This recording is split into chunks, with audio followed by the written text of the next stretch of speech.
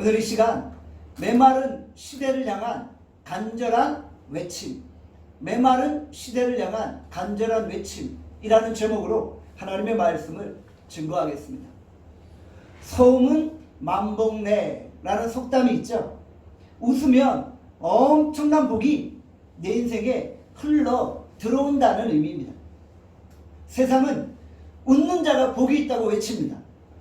세상은 웃음을 사기 위해 물질과 시간을 투자한다는 것이죠. 우리는 할 수 있는 대로 애통이나 고통은 피하고 웃음과 즐거움을 위해 살려고 한다는 것이죠. 세상에 많은 사람들이 쾌락을 쫓고 웃음을 쫓고 행복을 쫓아 살아가고 있다는 것이죠. 여러분들은 어떻습니까? 온라인 여러분들은 어떤 복을 추구하고 살아가고 있습니까? 더 이상 눈물 흘리지 않겠다라고 안간힘을 쓰며 살아가고 있지는 않습니까? 예수님은 팔복에 대해서 우리에게 말씀하시며 완전히 세상과 반대되는 이야기를 하고 있는 것입니다. 예수님은 오히려 울어라, 애통해라, 그리하면 복이 있다 라고 말씀하시는 것이죠. 예수님은 세상과 구별된 복에 대한 개념을 우리에게 설명해 주고 계신 것입니다. 천국 백성은 세상과 차원이 다른 복을 추구하며 살아야 한다는 것입니다. 예수님은 이 땅에 세상과 구별된 천국 백성들의 공동체를 만들기를 원하고 계시는 것이죠. 교회가 이 세상과 구별되어야 하는데 세상과 교회가 너무 비슷해서 예수님이 걱정하시는 거예요. 세상이 추구하는 복을 교회도 추구하고 있기 때문에 예수님이 근심하시는 거예요. 예수님이 이 땅 가운데 세상과 구별된 거룩한 천국 백성의 공동체를 만들기 원하고 계신 것이죠. 그 천국 백성들이 이 땅에서 천국의 복을 사모하며 살기를 원하고 계시는 것이죠. 오늘 우리는 이 말씀을 통해 천국의 복을 사모할 수 있기를 원합니다. 여러분 안에 천국 백성이 가져야 될 복을 경험하고 누릴 수 있기를 간절히 소원합니다. 예수님이 말씀하시는 천국 백성의 복 두 번째는 무엇입니까? 마태복음 5장 4절에 말씀합니다. 우리 다 함께 마태복음 5장 4절 읽겠습니다. 시작. 애통하는 자는 복이 있나니 그들이 위로를 받을 것임이요. 천국 백성은 애통해야 한다. 애통하는 자가 복이 있다라고 말씀하고 계신 것이죠. 여기서 애통이라는 단어는 헬라어로 펜데오입니다. 이 단어는 극단의 슬픔과 극단의 애통함을 이야기하고 있는 것이죠. 애통한다는 게 무엇입니까? 몹시 슬퍼서 가슴치며 우는 것입니다. 우는 자가 복이 있다고요? 이게 무슨 넌센스 같은 소리입니까? 왜 우는 자가 복이 있나요? 웃어야지 복이 있죠. 우리가 이렇게 생각할 때가 있다는 것이죠. 그러면 우리가 복을 위해서 일부러 눈물 흘리고 일부러 고통해야만 하나요?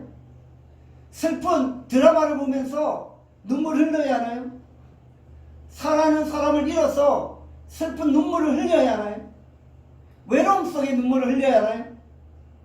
회사가 부도를 맞아 괴로움 속에 눈물을 흘려야 하나요?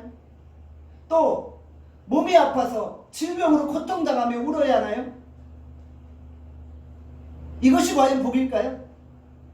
예수님은 이런 단순한 슬픔을 이야기하는 것이 아니라는 말씀입니다. 이 애통은 인간의 보편적인 감정에서 흘러나오는 슬픔이 아니라는 것입니다. 그렇다면 예수님이 말씀하시는 애통은 무엇입니까? 팔복 중에 첫 번째가 무엇이었죠? 지난주에 봤죠? 어떤 내용입니까? 심령이 가난한 자가 복이 있다. 천국 백성의 첫 번째 복은 심령의 가난입니다. 애통은 문맥상 심령의 가난과 상당한 연관성이 있다는 것이죠. 심령이 가난하고 그 다음에 애통함이 나오는 게 아니라 심령의 가난과 동시다발적으로 애통이 나타난다는 것이죠. 심령이 가난해지면 동시다발적으로 애통함이 드러난다는 것이죠. 본문에 나타난 이 팔복은 순서를 하나하나 따라가지 않는다는 거죠. 이것은 동시다발적으로 한 번에 하나님의 백성들의 영적인 삶의 변화를 통해 나타나는 거예요. 천국 백성의 내적인 변화가 동시에 일어나는 거예요. 1번, 2번, 3번, 4번, 5번, 6번, 7번, 8번 순차적으로 나타나는 복이 아니라 한 번에 하나님의 백성들이 영적인 변화를 이루며 나타나는 현상이라는 것이죠. 심령이 가난한 자가 애통하게 되어진다는 것이죠. 우리가 영적인 거지로 이 땅을 살아가야 합니다. 우리의 마음을 완전히 비우고 주의 은혜로 채워야 하는 것이죠. 우리가 영적으로 완전히 파산 상태를 경험하며 그 비어진 마음에 하나님의 은혜를 채우는 거예요. 하나님의 영광과 하나님의 그 은혜와 권능이 내 삶 가운데 임하게 되는 거예요. 하나님의 영광이 내 마음속에 임하자 내 자신의 누더기 같은 실존을 보게 되어지는 거예요. 하나님의 영광 앞에 나의 죄악을 보게 되는 거예요. 내가 얼마나 하나님 앞에 죄인인지를 깨닫게 되어지는 것이죠. 그러며 애통하게 되어지는 것입니다. 로마서 7장 24절에 말씀합니다. 함께 로마서 7장 24절 읽겠습니다. 시작. 오라 나는 곤고한 사람이라. 이 사망의 몸에서 누가 나를 건져내랴. 사도 바울이 자신의 죄악된 모습을 바라보며 애통해하는 거예요. 오라 나는 곤고한 사람이다. 내가 너무 괴로운 사람이다. 나의 이 죄악된 모습, 사망의 몸에서 누가 나를 건져낼 수 있으랴. 고통 가운데 애통하고 있는 것이죠. 나의 자아를 바라보면서 아무런 희망을 볼 수 없었던 거예요. 내 실존을 바라보면서 애통하지 않을 수 없었던 것이죠. 죄로 인하여서 우리가 원래 가지고 있었던 하나님의 형상을 완전히 상실해버린 거예요. 우리는 원래 하나님의 형상으로 지음받았잖아요. 그런데 죄로 말미암아 내 안에 있었던 하나님의 형상이 다 사라져버린 거예요. 우리가 하나님의 형상을 다시 회복해야 하기에 애통하는 거예요. 주님, 내 안에 하나님의 그 완전한 형상이 회복되게 하여 주시옵소서. 이런 애통함을 가지게 되어진다는 것이죠. 요한복음 16장 8절에 말씀합니다. 다 함께 요한복음 16장 8절 읽겠습니다. 시작. 그가 와서 죄에 대하여, 의에 대하여, 심판에 대하여 세상을 책망하시리라. 성령이 오셔서 하시는 일이 무엇입니까? 우리의 죄를 보게 하시는 거예요. 성령께서 내 안에 있는 죄를 보게 하시고 내가 짓고 있는 죄에 대해서 책망하시는 거예요. 성령께서 내 죄를 보게 하시고 내 죄를 책망하시는 거예요. 성령께서 책망하시니까 어떻게 돼요? 눈물 흘릴 수밖에 없는 거예요. 내 안에 있는 죄를 보면서 아파하는 거예요. 괴로워하는 거예요. 내가 하나님의 법을 행하고 싶으나 내 안에 또 다른 나라는 존재가 있어서 죄의 법으로 나를 이끌고 가고 있는 거예요. 그래서 사도 바울이 오라 나는 곤고한 자다. 이 사망의 몸에서 누가 나를 건져내랴 고백하는 것이 아닙니까? 자신의 실존을 바라보며 애통하고 눈물을 흘리고 통회하는 거예요. 내 죄를 보면 아파할 수밖에 없는, 가슴을 칠 수밖에 없는 거예요. 많은 사람이 왜 회개에 이르지 못합니까? 바로 성령의 역사로 말미암아 자기 자신의 죄를 보지 못하기 때문입니다. 내 죄를 보면 애통하게 되어 있는 거예요. 성령이 임하시면 내 죄에 대한 엄청난 민감함이 생기게 됩니다. 내 안에 조그만 죄가 있어도 그 죄로 인해 아파하게 되어진다는 것이죠.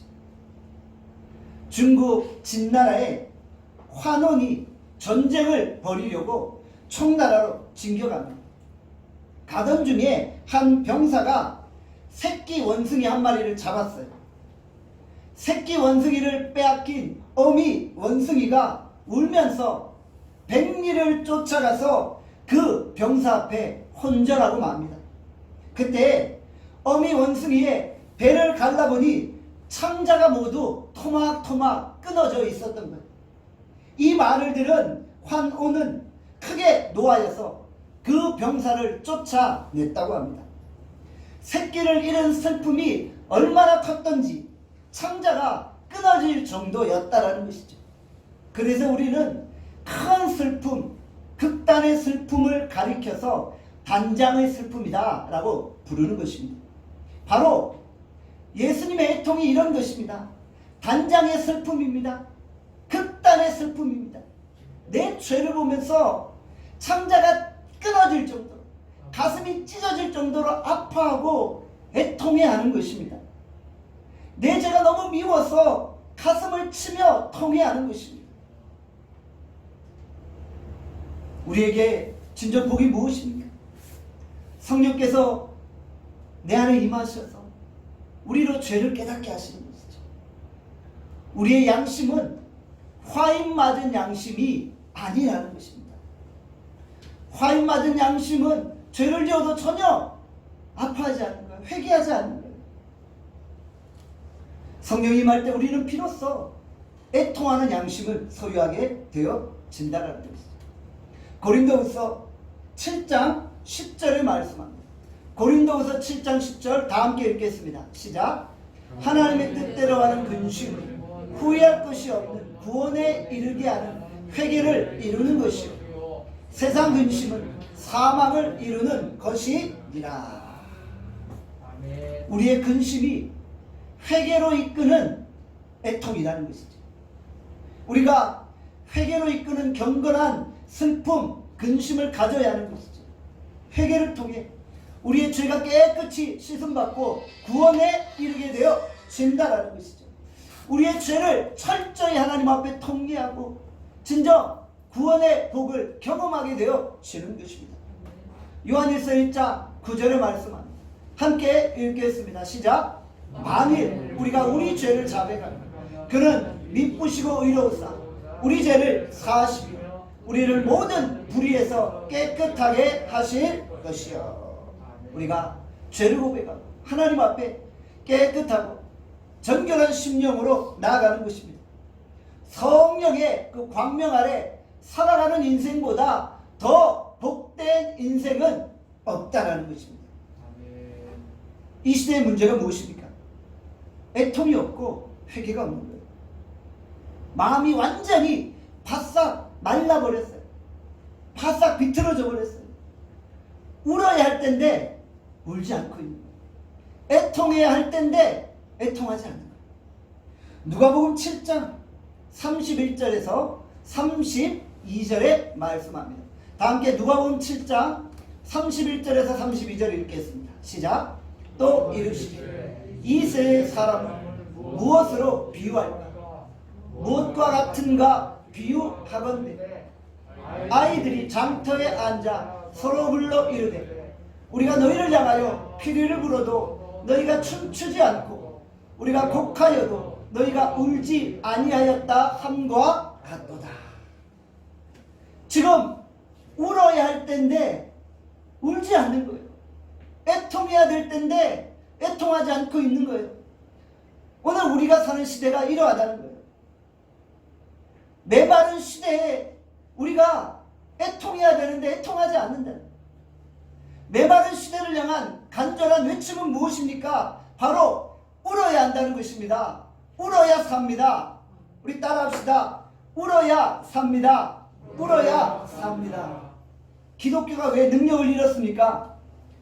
애통 없는 기독교가 되어버린 거예요. 회개가 없고 애통이 없고 눈물이 없는 기독교가 되어버린 거예요. 그냥 기뻐하면 된다는 거예요. 기뻐하면 된다고 말하면서 기뻐하지 말아야 할 때 기뻐하는 거예요. 그리고 정작 울어야 할 때 울지 않는다는 것이죠. 휴스턴에 위치한 레이크우드 교회 조엘 오스틴이라는 목사님이 계십니다. 여러분 아실 거예요. 그분이 긍정 긍정의 힘이라는 책도 쓰셨고요.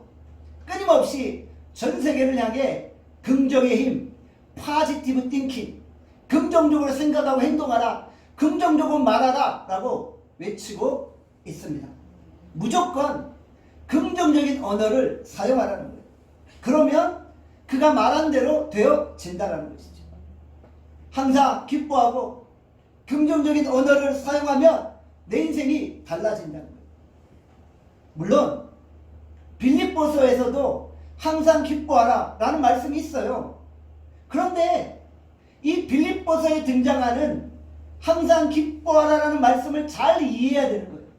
잘못 이해하면 그냥 우리의 이 정신세계 안에서 마인드 컨트롤으로 우리가 자꾸 긍정적인 생각을 하고 기뻐하면 내 인생이 달라진다, 이런 잘못된 사고를 가지게 되어진다는 것이죠. 빌립보서에 항상 기뻐하라는 것은 그냥 기쁜 생각을 하면 내 인생이 기뻐진다라는 게 아니에요. 파지티브 띵킹, 긍정적인 사고를 하면 내 인생이 그렇게 변한다라는 그런 식의 개념이 아니라는 거예요. 우리가 죄에 대한 철저한 회개를 하는 거예요. 죄에 대해서 철저히 부르짖고 철저한 하늘의 은혜를 경험하는 거예요. 그리고 나서 우리가 죄에서 자유케 되어짐으로 누리는 예수 그리스도 안에서의 기쁨인 것입니다. 구원의 기쁨인 것입니다. 우리는 예수 그리스도를 떠나서 기뻐할 수 없는 거예요. 예수 그리스도를 떠난 그 어떤 기뻐함도 진정한 기쁨은 아니라는 거예요. 그냥 긍정적인 생각을 가지고 기뻐하라는 의미가 아닙니다. 죄의 문제가 해결되어졌을 때 우리의 영혼의 기쁨이 충만합니다. 진리를 알지니 진리가 너희를 자유케 하리라 말씀하셨잖아요. 진리신 예수님을 만난 이후에 우리의 모든 환경이 이제 달라지기 시작합니다. 환경이 달라진 것이 아니라 사실은 그 환경을 바라보는 내 자신이 달라진 거예요. 내가 이제는 모든 환경으로부터 자유케 되어지는 것입니다. 빈부에 처할 줄도 알고 풍부에 처할 줄도 알고 배고픔과 배부름과 모든 환경과 상황과 관계없는 내 삶의 기쁨의 근원을 회복하는 거예요. 그래서 기뻐하는 거예요. 구원의 감격이 회복되어지고 나서 내가 예수 그리스도 안에 진정 기뻐하는 거예요. 이것이 빌립보서에서 말하는 기뻐함이라는 거예요. 우리가 항상 기뻐하기 위해서는 먼저 철저한 애통함이 있어야 돼요. 내 죄에 대한 애통함, 단장의 슬픔, 단장의 고통, 창자가 끊어지는 죄에 대한 고백을 통해 내가 예수 그리스도 안에 자유함을 경험하고, 아, 내가 이제 성령 안에 예수 그리스도 안에 죄에서 자유케 되어졌구나. 성령의 법이 죄와 사망의 법에서 나를 해방하였구나. 그 죄에서의 자유함을 누리면서 느끼는 그 기쁨이라는 것입니다. 교회가 재미를 주는 것인가요? 요즘 한국교회 설교 강단을 살펴보아요. 우리 어떤 목사님들은 설교 강단에서 재밌는 우스개 이야기를 많이 하세요. 그래서 제가 어떨 때 보면은 저번 설교는 참 재밌구나 이런 생각을 할 때가 있어요. 성도들이 설교 시간 내내 배꼽 잡고 낄낄대면서 웃어요. 박장대소를 벌이는 거예요. 그런데 돌아서면 내가 무슨 설교를 들었지? 기억이 나지 않아요. 막 웃기는 웃었어요. 그런데 정말 죄에 대한 애통함은 없었다는 것이죠. 오늘 이 시대의 강단이 진정 죄에 대한 회개를 회복할 수 있기를 원합니다. 우리가 이 설교 시간을 통해 나를 보고 애통하는 거예요. 그 애통을 통해 나의 실존을 바라보는 거예요. 그리고 마지막에 설교가 끝날 쯤, 집으로 돌아갈 때쯤 그 죄에서 해방된 자유함에 웃는 거예요. 죄에서 해방된 자유함에 기뻐하는 거예요. 할렐루야라고 소리치는 거예요. 애통을 통해 오는 기쁨이 우리 가운데 충만케 되어지는 것입니다. 시편 6편 6절에 다윗은 이렇게 고백합니다. 함께 읽겠습니다. 시작. 내가 탄식함으로 피곤하여 밤마다 눈물로 내 침상을 띄우며 내 요를 적시나이다. 다윗은 밤마다 탄식함으로 눈물로 침상을 적셨다고 했어요. 얼마나 온 거예요? 주님 앞에 내 자신을 보면서 온 거예요. 그 원수를 살아가지 못해서 온 거예요. 내가 정말 나를 박해하고 나를 핍박하는 자를 위해서 울고 있는 거예요. 그를 용서할 수 있기를 간구하고 있는 거예요. 이런 눈물을 흘리고 있는 거예요. 시편 42편 3절에 또 말씀합니다. 함께 읽겠습니다. 시작. 내 눈물이 주야로 내 음식이 되었다. 밥 먹을 때 그냥 눈물을 주릉주릉 흘려서 눈물이 주야로 내 음식이 되었다는 거예요. 눈물 없이는 살지 않았다는 거예요. 철저한 고통의 눈물을 통해 하나님을 대면하는 거예요. 자신을 죽이려고 하는 원수를 용서하고 그를 위해 애통하며 흘리는 눈물이 나는 것이지. 다윗은 고통 속에 울고 있었던 거예요. 다윗은 광야에서 애통하면서 구원의 하나님을 경험한 것입니다. 사망의 음침한 골짜기를 걸어가고 있지만 해를 당하지 않을 것을 확신하며 고백하는 거예요. 구원의 하나님이 애통한 내 인생을 구원케 인도하신다는 확신 때문이었던 것이죠. 다윗은 항상 가난한 마음으로 애통하고 있는 거예요. 이것이 바로 다윗의 능력입니다. 다윗이 얼마나 많은 찬송시를 지었습니까? 그는 풍부한 감수성과 죄에 대한 애통함이 있었기 때문에 많은 찬송시를 지을 수 있었던 것이죠. 많이 울었기 때문에 감수성이 예민해진 것입니다. 하나님 앞에 울고 즉각적인 회개로 나아갈 수 있기를 바랍니다. 시편 51편 9절에서 11절입니다.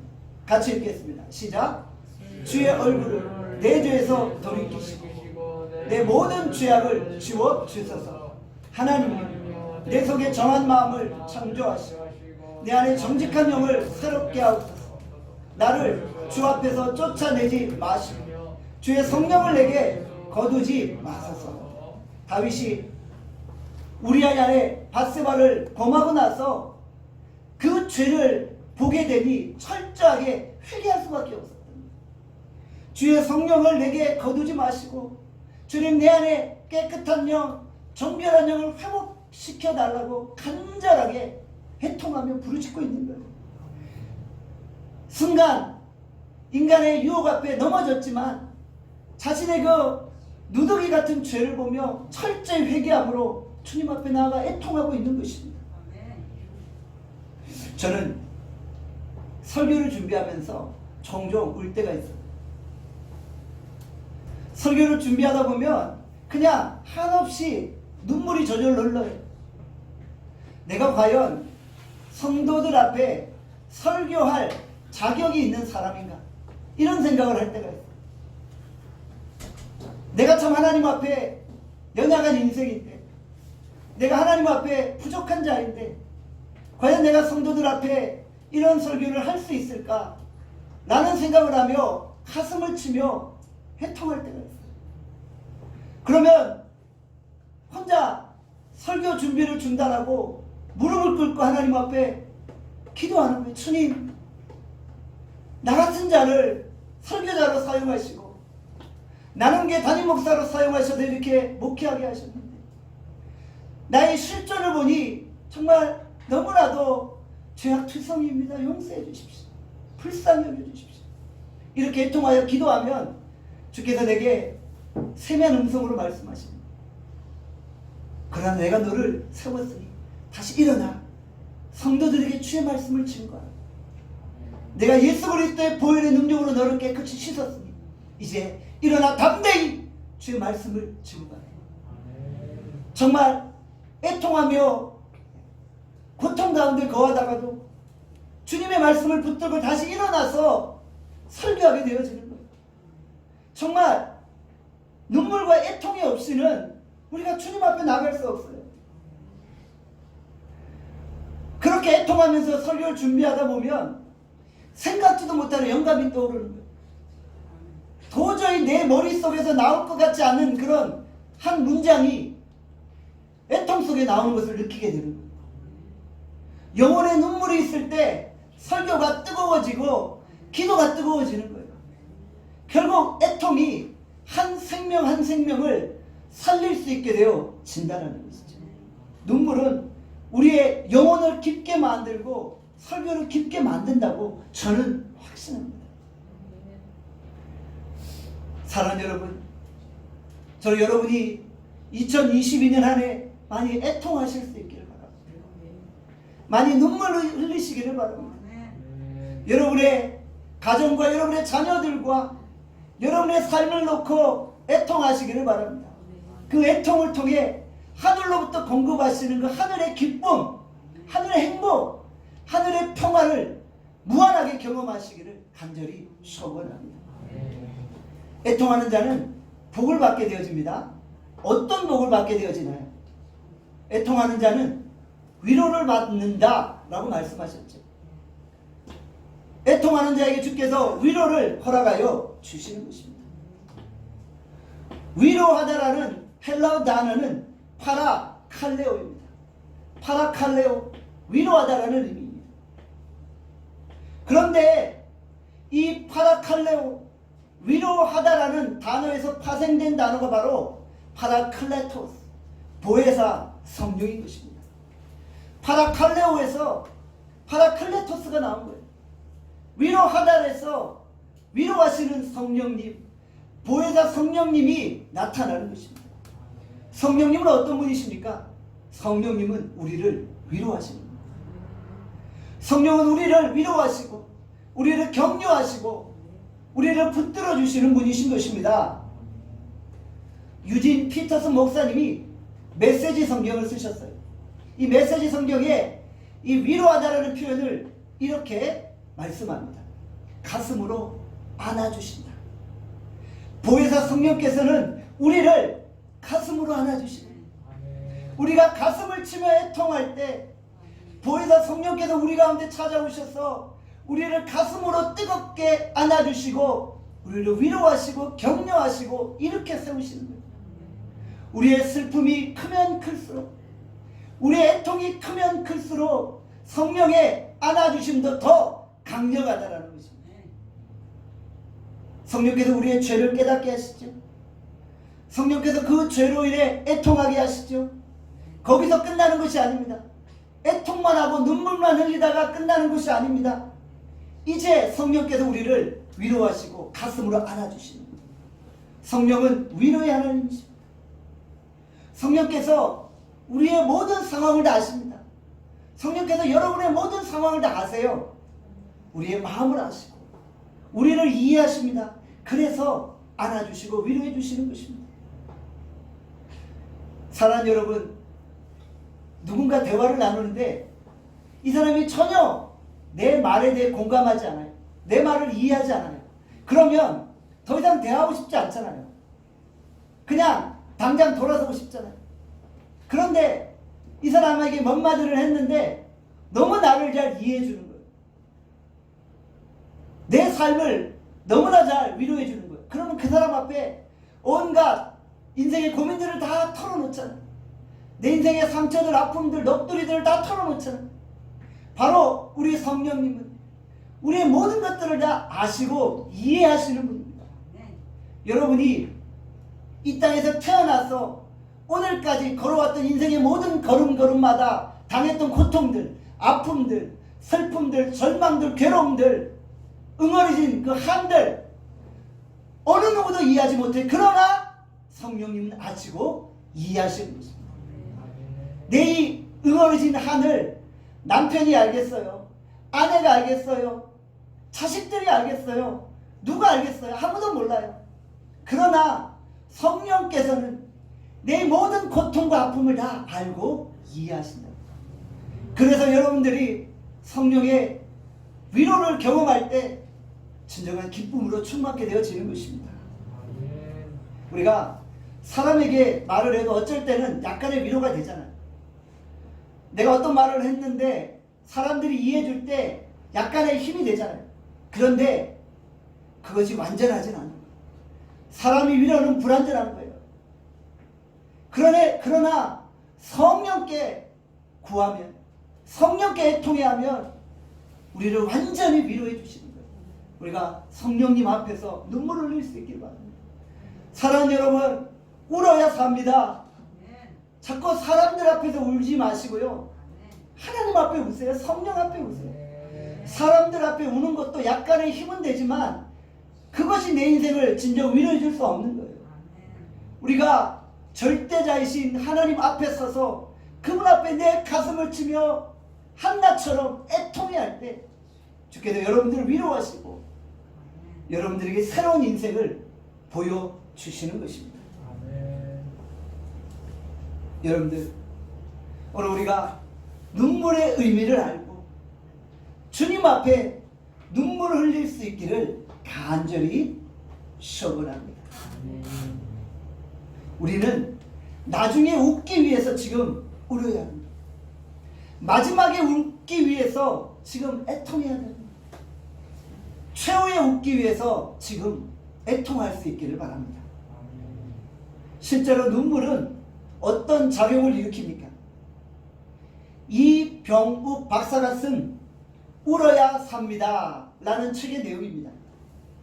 그가 2006년 4월 유방암 말기 환자를 만납니다. 전혀 생존의 가능성이 없었기에 방사선 치료나 항암 치료조차도 포기했던 말기 암 환자였어요. 이병욱 박사는 그 환자에게 눈물 치료를 권유합니다. 이 환자가 눈물 치료를 받은 이후 점점 일상을 회복해 나가기 시작하는 거예요. 2007년 10월에 암세포가 10cm에서 1cm로 작아졌던 거예요. 모든 일상이 점점점 회복되어지고 눈물 치료를 통해 거의 암이 완치되어졌다고 합니다. 가슴속에 맺힌 슬픔과 한을 눈물에 담아 펑펑 쏟아낼 때 몸 안에 독소들, 암덩이들이 다 제거되고 건강을 회복하게 되었던 것입니다. 눈물을 흘리면 면역, 글로불린 G 같은 항체가 2배 이상 증가하여 암세포를 억제하고 감소시킨 것입니다. 반대로 우리가 눈물을 참고 눈물을 억제할 때 우리의 마음속에 독소가 생겨서 몸에 병이 난다고 합니다. 여러분들, 울어야 할 때 참지 마세요. 눈물이 나올 때는 그냥 마음껏 우세요. 그래야지 여러분 안에 회복의 역사가 일어나는 것입니다. 프로이드의 정신분석학에 보면 눈물은 내면을 정화시키는 카타르시스의 효과가 있다라고 기록을 하고 있습니다. 눈물은 마음을 씻는 정화작용을 일으키는 거예요. 왜 여성들이 남성들보다 훨씬 오래 삽니까? 어떤 연구 결과에 보면 여성들이 남성들보다 훨씬 많이 울기 때문에 오래 산다라는 연구 결과도 있다는 것입니다. 울음을 통해 내면이 치유되어지고 내면이 치유됨으로 외면도 치유되어지는 것입니다. 자, 그렇다면 우리 예수님은 언제 우셨나요? 누가복음 19장 41절에서 42절에 말씀합니다. 누가복음 19장 41절에서 42절 말씀 제가 읽겠습니다. 가까이 오사 성을 보시고 우시며 이르시되 너도 오늘 평화에 관한 일을 알았더라면 좋았을 뻔하였거니와 지금 내 눈에 숨겨졌도다. 예수님이 지금 예루살렘 성을 보시면서 애통하셔서 눈물을 흘리고 계신 거예요. 사람들은 예루살렘 성전의 웅장함을 보며 감탄하고 있는 거예요. 와, 정말 예루살렘 성전 멋지고 화려하다. 외형적인 화려함과 멋짐에 현혹되어지고 있는 거예요. 그러나 예수님은 곧 죄악으로 무너질 예루살렘 성전을 바라보며 안타까워하시는 거예요. 지금은 비록 평화로워 보이지만 얼마 있지 않아 성전이 무너지고 도시는 파괴되어질 것입니다. 로마의 티투스 장군이 예루살렘을 포위하며 100만 시민들을 굶주려 죽게 만들고 여인들과 아이들을 처참하게 학살하지 않았습니까? 예수님은 곧 멸망당할 예루살렘을 바라보시며 여전히 회개하지 않는 유다 백성들을 안타깝게 여기고 눈물을 흘리신 것입니다. 나라의 멸망을 보면서도 애통하지 않는 유다 백성들을 바라보며 우신 것입니다. 사람들은 외모에 현혹되어지지만 예수님은 보지 못하는 것을 보고 애통하고 계신 것이죠. 누가복음 23장 28절에 이렇게 말씀하죠. 다 함께 읽겠습니다. 시작. 예수께서 돌이켜 그들을 향하여 이르시되 예루살렘의 딸들아 나를 위하여 울지 말고 너희와 너희 자녀들을 위하여 울라. 예수님이 말씀하신 것, 나를 위해 울 필요 없다. 너희들 너희 자녀들을 위해 울라. 지금 무너져가고 있는 유다 민족, 유다인 나라를 위해 울라고 말씀하신 거예요. 지금 너희 자녀들을 위해 울라고 말씀하신 거예요. 가족들을 위해 눈물을 흘리라고 말씀하시는 거예요. 곧 자녀들은 학살당할 것이고 여인들은 처참하게 짓밟힐 것이고 수많은 백성들이 굶주릴 것이니까 그들을 위해 울라라고 말씀하시는 것입니다. 혹시 우리 주변에 질병으로 고통당하는 분들이 있습니까? 우리 많이 울어야 합니다. 오늘 주님이 우리에게 울라고 말씀하십니다. 여러분의 자녀들을 위해 우십시오. 여러분의 자녀들의 암달과 진로를 위해 우십시오. 주님은 오늘 우리가 울기를 원하십니다. 울 때 내가 너희 자녀들을 회복시키실 것이라고 말씀하십니다. 울 때 우리의 가정을 회복시키실 것이라고 말씀하십니다. 울어야 할 텐데 눈물이 나오지 않나요? 여러분의 자녀들을 보고 애통해야 될 텐데 애통하지 않나요? 오늘 성령께서 여러분 안에 눈물을 회복시키시기를 간절히 소원합니다. 또한 우리는 무너져가는 이 나라, 이 민족, 대한민국을 위해 울어야 하는 것입니다. 주기철 목사님의 마지막 설교 일사가보에서 나오는 내용입니다. 한국교회가 신사참배로 더럽혀졌고 하나님의 영광이 가려졌음을 바라보며 주기철 목사님은 애통하며 눈물을 흘리신 것입니다. 하나님의 계명이 깨어지고 예수의 이름이 땅에 떨어졌구나. 평양아 평양아 예의 동방의 내 예루살렘아 영광이 내게서 떠났도다.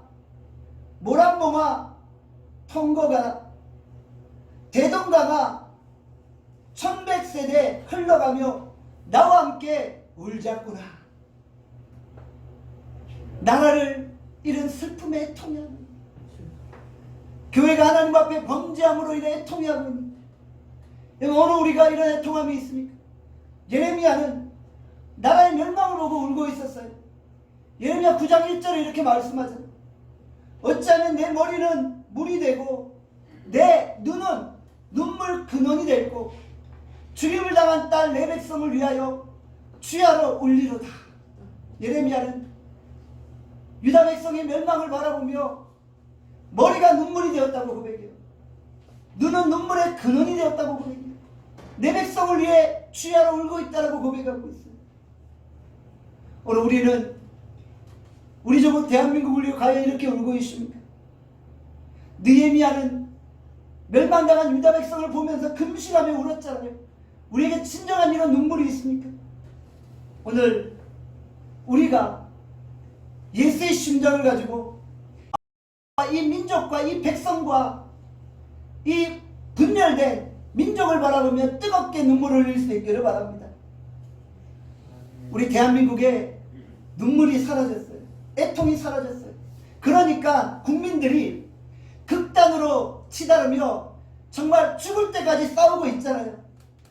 우리는 지금 대통령 선거를 앞두고 있어요. 상대 진영의 그 불의들을 드러내고자 하지만 정말 우리가 상대편을 향해 울고 있지 않다라는 거예요. 여러분, 우리가 과연 상대방의 치부만을 이야기했지, 상대방의 그 허물만을 들추어냈지, 정말 그들을 위해 울고 있습니까? 저는 우리 나눔교회 성도들이 모든 대통령 선거에 나온 후보들을 위해 눈물을 흘릴 수 있기를 바랍니다.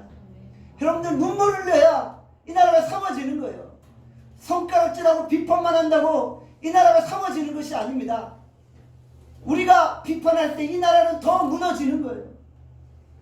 눈물 흘릴 때 이 나라가 세워지는 거예요. 이재명 후보를 위해 눈물 흘리고, 윤석열 후보를 위해 눈물 흘리고, 안철수 후보를 위해 눈물 흘리고, 심상정 후보를 위해 눈물 흘리는 거예요. 네 편, 내 편이 아니라 그들이 모두 우리의 한 민족이요, 우리의 한 가족이기 때문에 우리가 그들을 위해 함께 눈물 흘리는 거예요. 그리고 이 땅 가운데 하나님의 뜻이 이루어지기를 간구하는 것입니다. 존 나스는 스코틀랜드 해변가에서 몸부림치며 울었어요. 하나님이여, 내 조국을 내게 주시지 않으시려면 차라리 내 생명을 거두어 가소서. 그는 철저히 민족과 열방을 위해 눈물을 흘렸다는 것이죠. 히브리서 5장 7절의 말씀합니다. 함께 히브리서 5장 7절 읽겠습니다. 시작. 그는 육체에 계실 때 자기를 죽음에서 능히 구원하실 이에게 심한 통곡과 눈물로 간구와 소원을 올렸고 그의 경건하심으로 말미암아 들으심을 얻었느니라. 예수님은 공생의 내내 심한 통곡과 눈물로 애통하셨어요. 성령께 이 죽어가는 이 백성들, 이 죽어가는 인류를 바라보며 애통하시며 눈물을 흘리셨어요. 그러니까 십자가를 지신 거잖아요. 사랑하는 여러분, 눈물이 기도입니다. 눈물이 예배입니다. 우리 많이 웁시다. 2022년 한 해 우리 많이 웁시다. 그리고 울음을 통해 주님이 주시는 기쁨을 경험합시다. 내 허물과 죄악을 놓고 웁시다. 우리의 자녀들, 가족들을 위해 웁시다. 우리 이웃들을 위해 울고 우리 나눔교회를 위해 웁시다. 그리고 우리 대한민국, 우리가 살아가는 조국, 우리 이 땅을 위해 웁시다. 그리고 지금도 끊임없이 탄도미사일을 쏘고 있는 저 북한 땅을 위해 웁시다. 우리 가슴을 치며 웁시다. 저들의 죄악들을 우리가 짊어지고 대신 하나님 앞에 회개하며 저들을 용서해달라고 웁시다. 우리의 삶의 모든 부분을 놓고 웁시다. 울면 하나님의 위로가 있습니다. 울면 하나님이 우리를 큰 가슴으로 안아주십니다. 우리 모두 메마른 시대에 눈물 흘림으로, 눈물로 하나님을 감동시키고 이 세상을 감동시킬 수 있기를 바랍니다. 기도하겠습니다. 오늘 이 시간 주께서 우리에게 주신 말씀을 생각하며 기도합니다. 하나님, 메마른 이 시대를 향해서 우리 주님이 오늘 말씀하시는 것은 무엇입니까? 애통하는 자가 복이 있다는 것입니다. 울어야 복이 있습니다. 오늘 이 시대는 쾌락을 쫓고 즐거움을 쫓고 기쁨을 쫓지만 하나님, 우리가 누려야 될 기쁨은 애통을 통해 나타나는 그 하늘의 기쁨입니다. 하나님, 오늘 우리를 회복시키시고 우리의 그 어린 시절 나 인생을 돌아보며 응원을 듣고 정말 고통당했던 그 한들, 상처들, 아픔들 하나님 주님 앞에 다 내려놓고 주님의 은혜를 구하며 눈물을 흘리오니 성령이 나를 위로하시고 파라클레토 성령의 그 기름 부으심의 역사로 우리를 안아주시고 위로하여 주시오. 하나님, 오늘 우리 나눔교회 성도들 하나님 천국 백성이 누려야 될 복을 구하고 있습니다. 하나님, 세상은 하나님 외형을 복이라고 말하지만 우리는 심령이 가난하고 애통이 하며 내면의 복을 추구합니다. 내 내면이 변화되어지고 내 내면의 변화를 통해 천국 백성이 되어지기를 꿈꿉니다.